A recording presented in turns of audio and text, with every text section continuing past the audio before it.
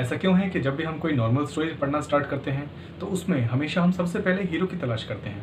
वहीं दूसरी ओर अगर हम कोई क्राइम मिस्ट्री सॉल्व कर रहे हों या देख रहे हों तो उसमें हीरो चाहे कितना भी एफर्ट लगा ले, हम हमेशा ये सोचते रहते हैं कि विलन कौन है।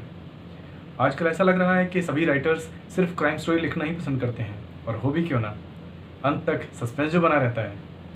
हेलो एवरीवन, आज हम एक बंगाली मर्डर मिस्ट्री सिन के बारे में रिव्यू करने जा रहे हैं। मेरा नाम अमित है और आप देख रहे हैं टाइम सेवर रिव्यू।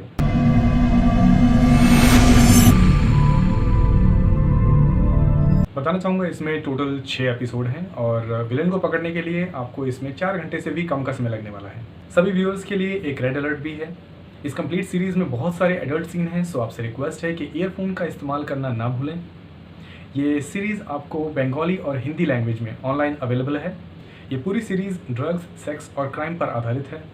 कहानी थोड़ी स्लो है, पर अगर आपको सस्पेंस पसंद है तो एक बार तो देखना बनता है। ड्रग्स से बड़ा कौन सा क्राइम होगा जिसे छिपाने के लिए ड्रग्स का सहारा लिया जाए। समर सक्सेना को ड्रिंक करने की आदत है और इसी वजह से वो हमेशा नशे में रहता है, और डीसीपी को पूरा भरोसा है कि समर इस केस को जल्दी जल्दी सॉल्व कर लेगा। What am I missing? Welcome to the lifestyle. Samar Sanchita के घर जाता है, वहाँ उसके माता पिता से मिलता है, पर उसे कुछ खास इन्फॉर्मेशन मिल नहीं पाती है।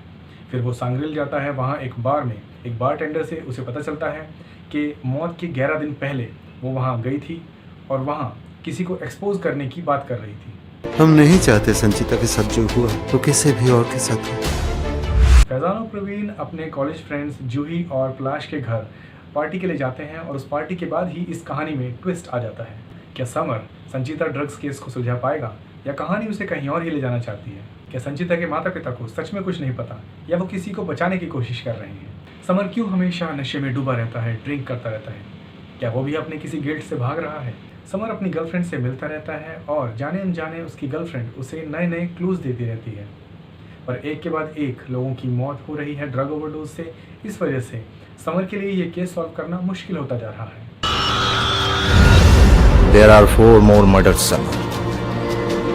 और सब में ड्रग्स का इन्वॉल्वमेंट है। ऐसा लगता है किलर को पहले से ही सब पता लग जाता है और वो एक के बाद एक अपने सारे सबूत मिटाता जा रहा है। मुर्दों को इंटरोगेट करूं मैं। क्या पुलिस डिपार्टमेंट में से ही कोई है जो कातिल को बचाने की कोशिश कर रहा है, या पुलिस डिपार्टमेंट भी उसके सामने लाचार और बेबस है? कैसे इंसान की इच्छाएं उससे कुछ भी करा लेती हैं और कैसे इंसान अपने ही बुने हुए जाल में फंस जाता है? इन सभी सवालों के जवाब देती है ये सीरीज़। अगर मुझसे कुछ मिस हो गया हो तो प्लीज़ कमेंट सेक्शन में शेयर करें। Thank you for watching this video.